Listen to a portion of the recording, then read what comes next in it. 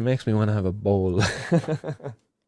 We drive on, guys, because in another highlighting of the failure of the war on drugs, there was €92,000 seized from a slain fitness instructor that was found to be the proceeds of criminal activity. So again, this is our authorities here benefiting from the war on drugs, where the CAB are going after criminals and seizing their assets. So again, criminals are not allowed benefit from their illegal activities, but some of the public bodies are, and it continues then to they continue then to support this prohibition as a result, because they benefit. Why wouldn't they?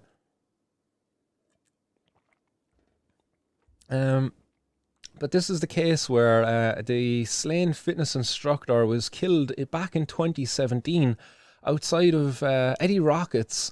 So this is the case of John Gibson. John Gibson, who was 28 years of age at the time of his killing, he was shot 3 times in the head outside of Eddie Rockets' diner at the City West, and a vehicle was found burnt out close to the scene. That was a little Ford van, I believe, at the time. But again, this is another highlighting of a loss of a life of a young person in this silly war on drugs. This guy, I believe he was feuding with the Kinahans or something like that at the time. So again, this guy should be still alive and with us out there doing his job as a fitness instructor, but instead, because of this war on drugs that's out there, this guy seen an opportunity probably to supplement his income. Maybe he was friends with somebody who was involved in this and was roped into it, who knows, but he got killed as a result of that.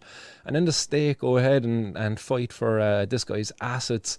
They were actually fighting against his family, his wife and his 2 kids, who are fighting to try to hold on to this cash here that was seized from the accounts, and also a car there as well. So again, you know, a war on our streets, a man killed because of this failure of a war on drugs. This was over 4 years ago, and still we're nowhere near it. And still we don't have the support of the people like Frank Feehan, who are in charge of our national drug policy. Frank Feehan is happy to keep the drug policy the same here in Ireland, to continue with this prohibition that sees people as like this young man here, John Gibson, being shot on our streets. Eddie Rockets, where, you know, probably many young people would be frequenting, you know, if you're hanging around with your buddies and stuff, you go down for, you know, an old milkshake or a burger and stuff, and you're hanging around the City West shopping centre, and next along comes bop, bop, bop, few gunshots, like, you know what I mean? This is what we have on the streets of Ireland because of prohibition, and Frank Feehan is happy with this. Frank Feehan calls this a hell-let approach to drugs. Seriously, Frank, come on, like really, like that killer in this could have been as young as 12. You just don't know who's coming out carrying out these actions. Now, the killer was brought to justice afterwards, but still, this just this shouldn't be carried out in the streets of Ireland. It's not going on because of Budweiser and Heineken. You don't have people going around shooting each other because of Johnny Blues and fucking Benson Hedges. No, you don't. It's because of illegal drugs. Well, how do you make this problem go away? Well, you take away the illegal drugs and you make illegal drugs instead. You regulate it. The criminals go away. The bloodshed, the violence goes away. Brain dead people like out there supporting this fucking thing. Anyone want to split the bus fare for Monshore Fudge? €11 each way. A bit of a long drive for me. Definitely we'll get that sorted there, guys. If people aren't able to sort them out, Monshore, we'll be able to get that booked up for you there before the end of this show. We'll definitely make sure that no man is left behind. Right, in other news out there, guys, and before we drive on, actually, we'll blaze this one on up. So a little civil disobedience here for y'all, guys. Blaze it on up if you got her out there, and get a little bit of practice for tomorrow, guys.